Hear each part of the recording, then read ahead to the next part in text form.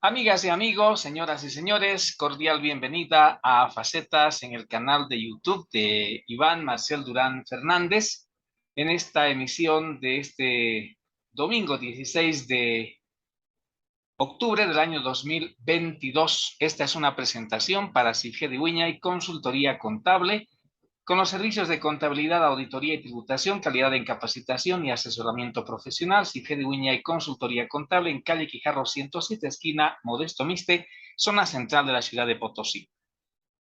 Esta es prácticamente la tercera oportunidad que tengo para hacer contacto con nuestro directo amigo, el gran periodista deportivo en La Paz, Bolivia, don Mario Roque Cayoja, el autor de las revistas La Historia Tuerca de Bolivia. Pero hoy, don Mario Roque Cayoja muy gentilmente accedió a esta entrevista vía Zoom desde La Paz, Bolivia. Don Mario, muy buenas noches. Bienvenido a Facetas aquí en el canal de YouTube Iván Marcel Durán Fernández. Doctor, buenas noches para usted, para su audiencia, a sus órdenes, doctor.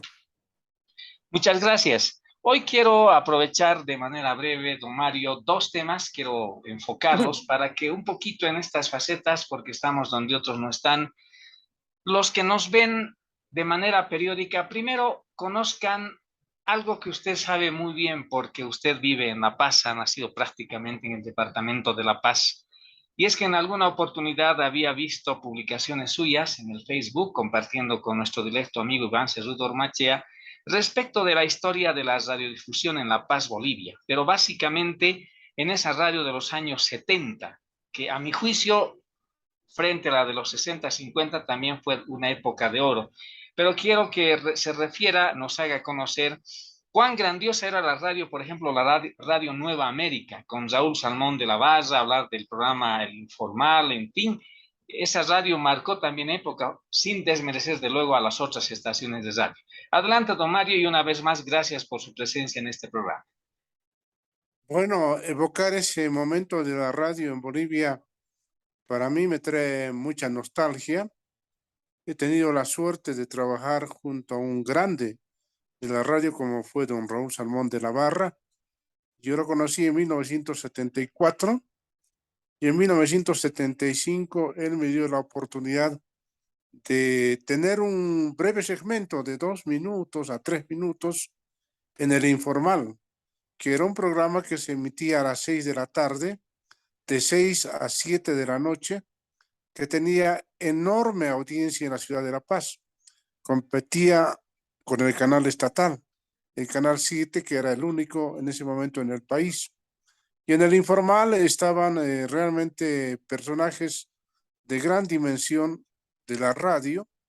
Recuerdo a don Raúl Salmón, que tenía el apelativo de RS, sus editoriales, su enfoque, el libreto que se leía, es decir, una hora, pero todo muy bien ordenado.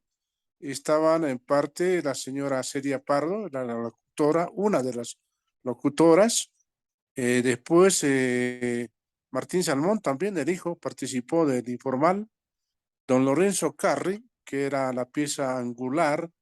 Luego se incorporaron Roberto Valderas, Deti Espinosa de Valderas, también estuvo Jaime Rodríguez Alcócer y fue aumentando ese equipo que durante muchos años fue un gran referente en Radio Nueva América. En esa misma emisora, por esa época, conocí a un joven potosino, Iván Cerrudo Ormachea.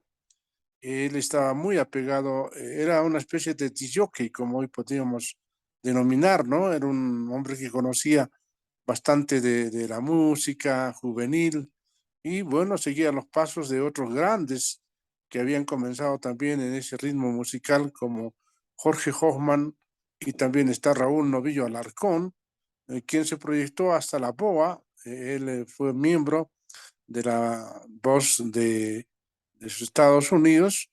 Y bueno, Jorge Hoffman, después de hacer sus programas juveniles, se convirtió en un gran relator de noticias del canal estatal.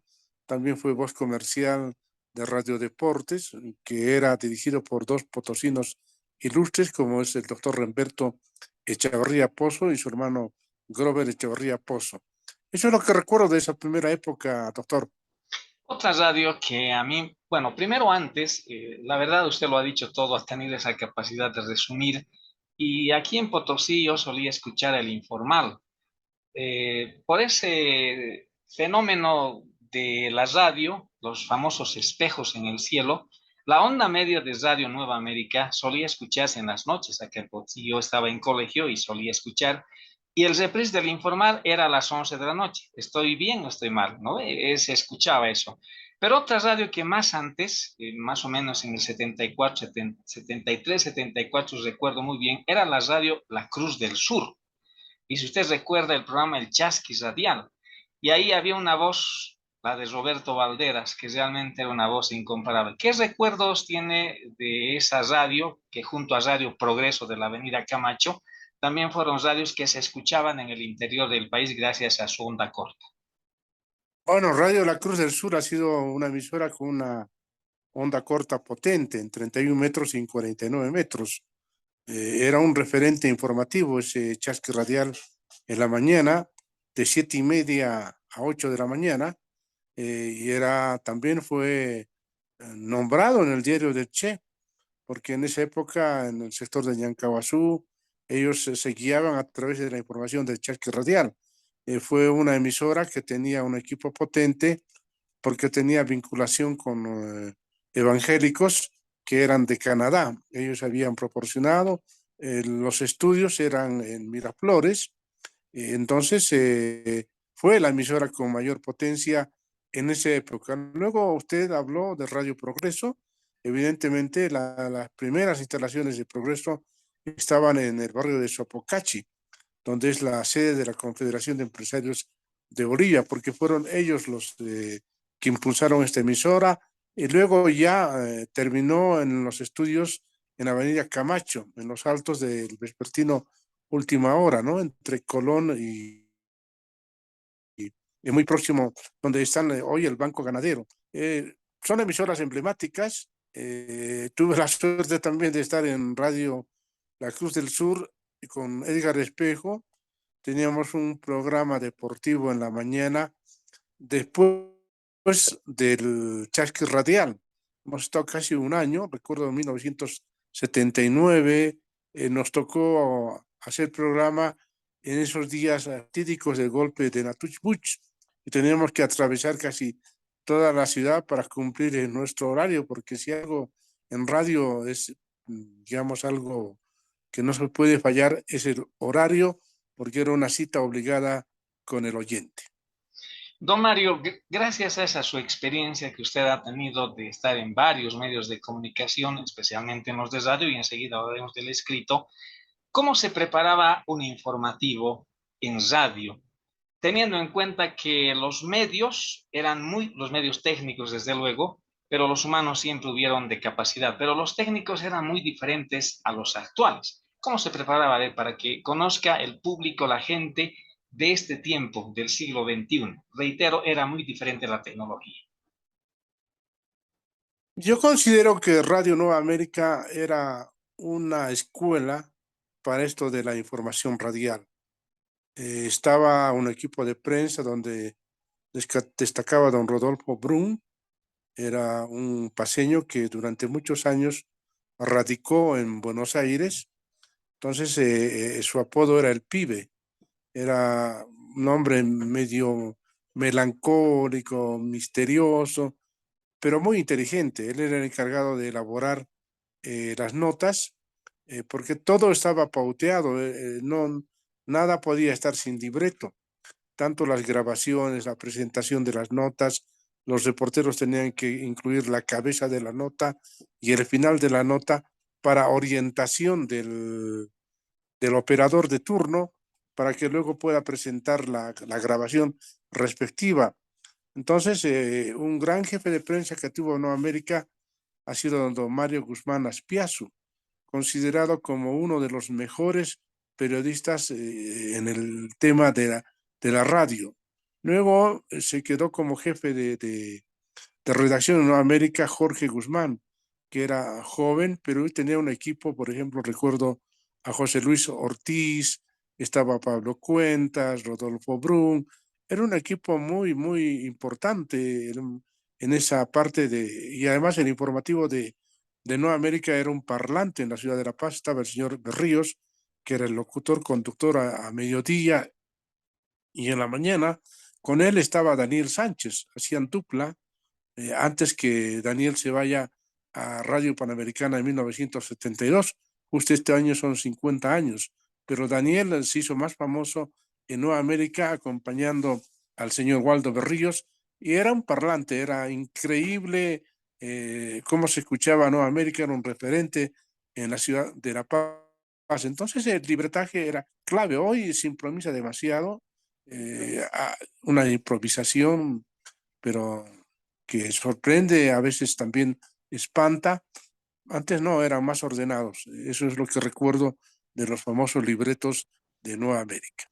Otra de las radios que comentaba mucha gente, pero no tuve oportunidad de escuchar, por ejemplo, era Radio Splendid y la famosa Radio Continental, que si no me equivoco estaba a unas cuadras de la antigua estación del ferrocarril, por donde hoy está pasando el teleférico rojo. ¿Qué puede decirnos al respecto, don Mario, usted como ciudadano paseño? Bueno, Radio Splendid era muy escuchado en los fines de semana.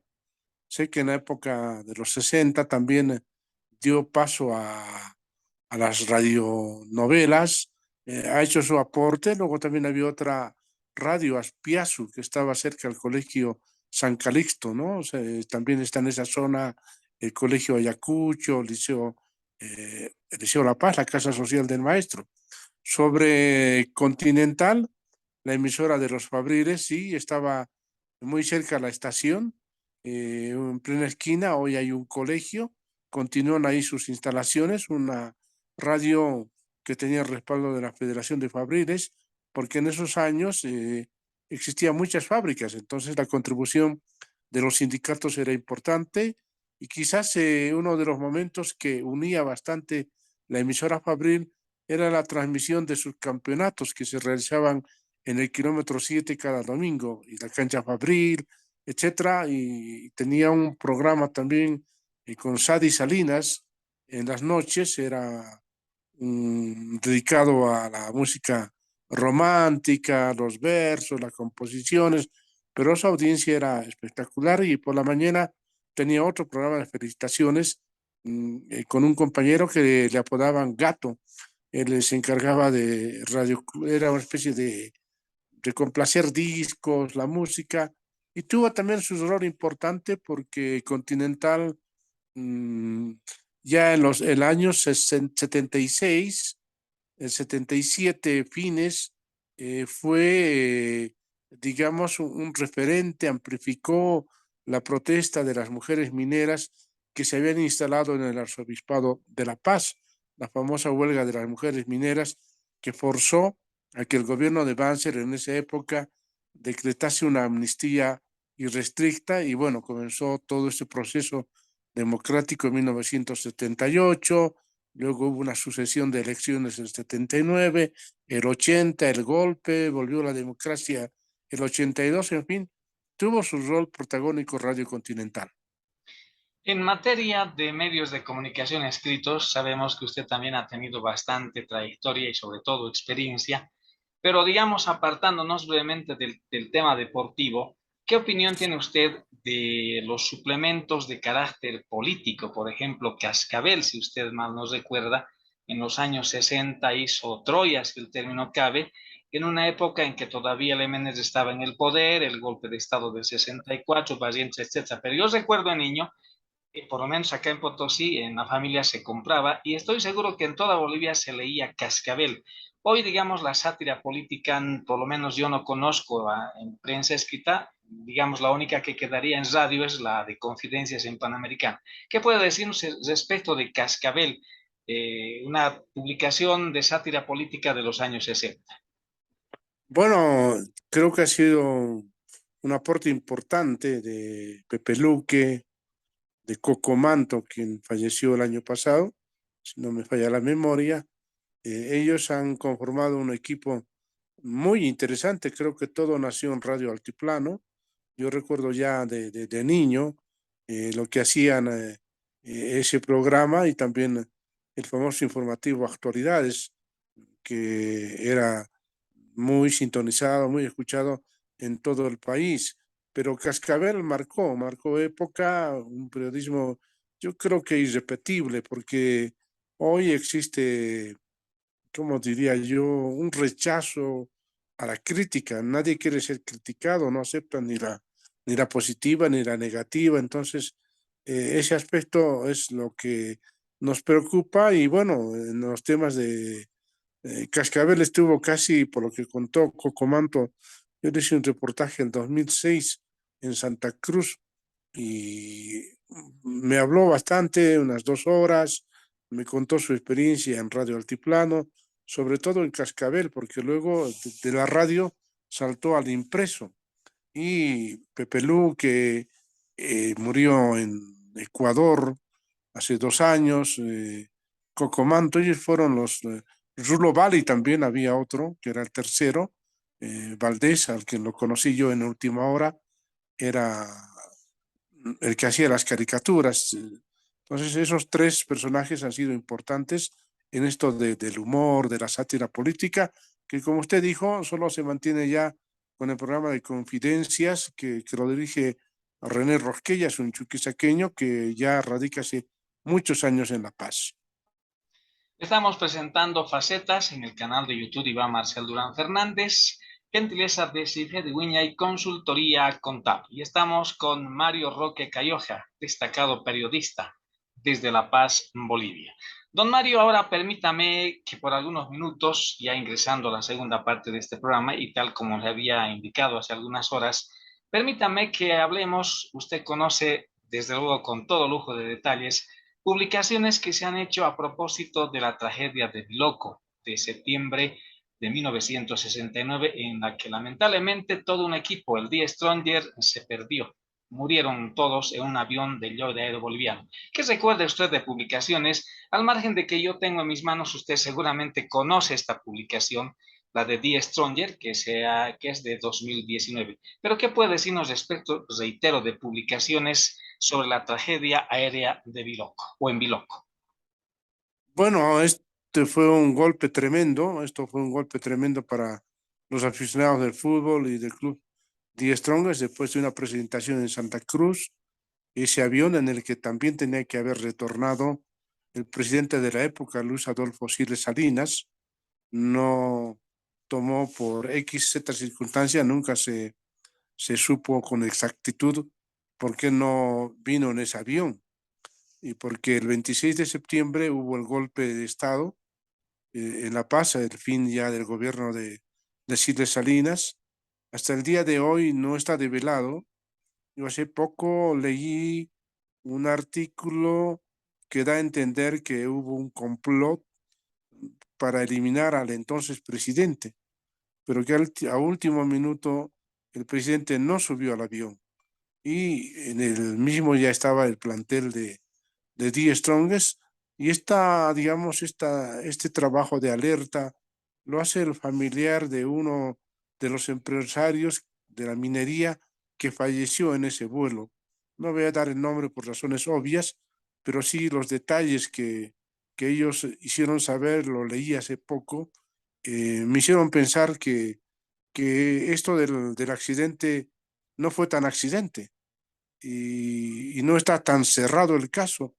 Lamentablemente murió agente de Die Strongest, se salvaron de ese equipo Rolando Vargas y Marco Antonio Ortega, si no recuerdo, era un puntero derecho de Santa Cruz, y los dos no volaron por diferentes circunstancias.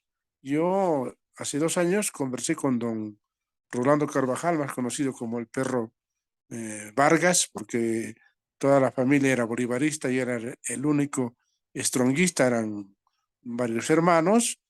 Y bueno, con el dato que le di, creo que todavía esto del accidente de Biloco hay que seguir investigando y es una puerta abierta para establecer la verdad de los hechos. Muy interesante, desde luego, Rolando Vargas. Y una última pregunta a propósito de esto de Die Stronger, de ese accidente.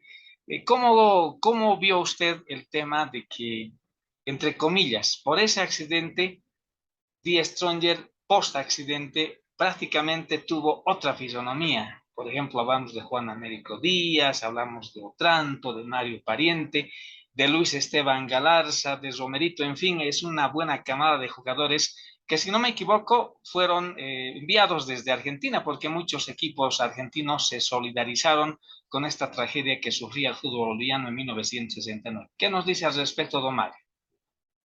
Bueno, el hombre clave para el renacer de Die Strongest es don Rafael Mendoza Castellón. Después del accidente, él se hace cargo del equipo.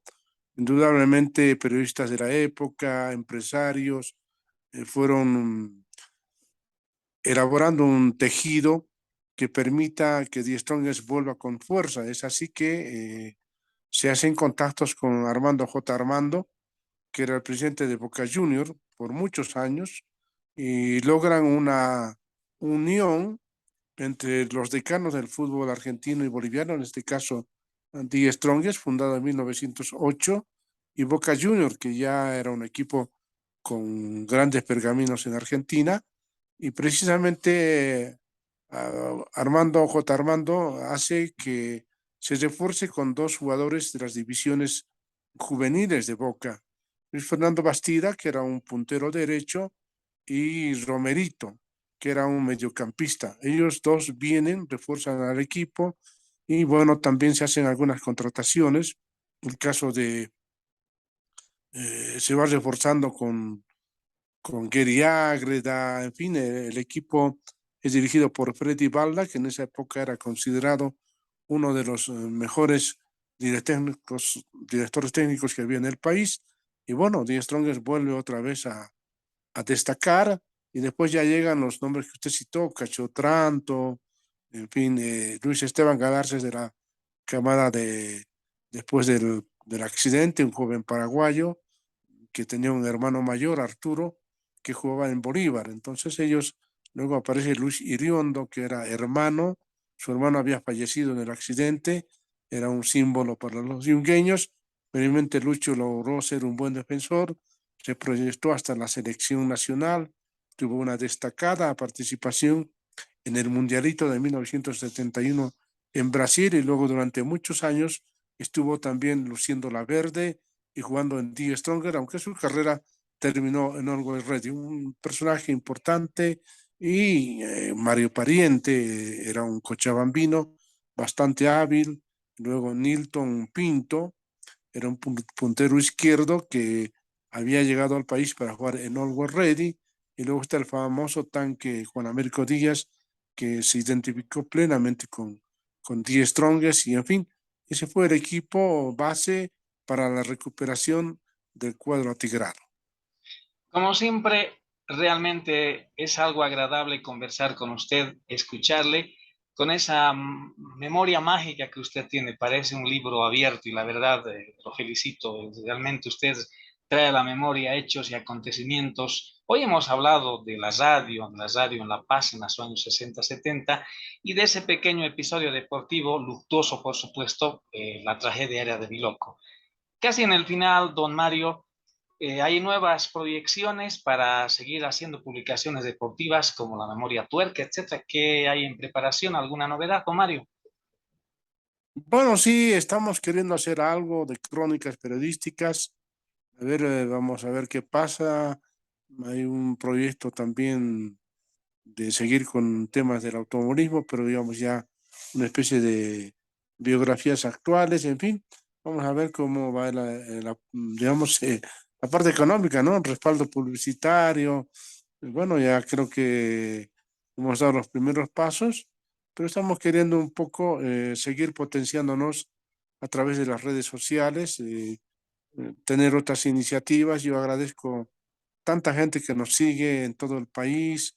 Y yo estoy admirado, por ejemplo, del trato tan cordial que recibí en Potosí en ocasión del rally que se corrió en la Villa Imperial, gestos conmovedores de gente que nos sigue. Así que en honor a ellos y también para seguir en actividad, para que la memoria no vaya bajando de, de capacidad, vamos a seguir con nuevos proyectos, doctor. Don Mario, muchas gracias por haber nuevamente participado aquí en Facetas.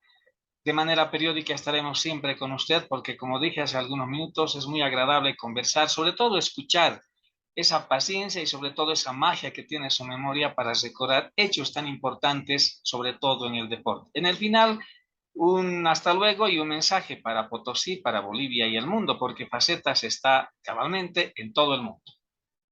Bueno, mucho aprecio para los potosinos. Este año he estado en dos ocasiones, tal vez vaya para la entrega de premios del automovilismo, que va a ser, creo que en semanas más, no se ha ratificado todavía la fecha. Para ustedes mi agradecimiento por permitirme hablar, recordar aspectos de lo que ha sido la radio, la televisión y la prensa escrita.